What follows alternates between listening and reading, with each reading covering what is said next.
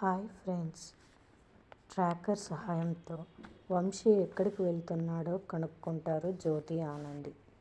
నేను మొదట ఉన్న చోటు బస్తీకి పోతున్నాడని జ్యోతికి చెప్తుంది ఆనంది.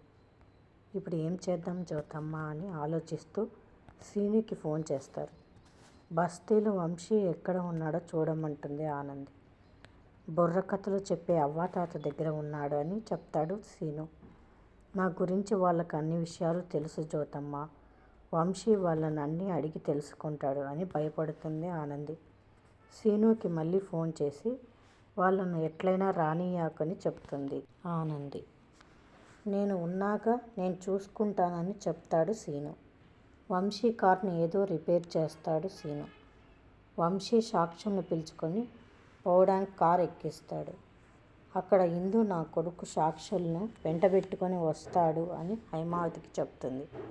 అందరినీ బయటకు పిలుచుకొని వస్తుంది. ఆనంది, జ్యోతి కంగారు పడుతూ ఉంటారు.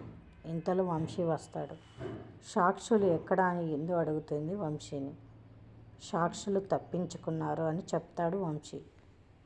దీన్ని బట్టి శ్రీనునే సాక్షుల్ని తప్పించి ఉంటాడని మనం అనుకోవాలి. Please like and subscribe.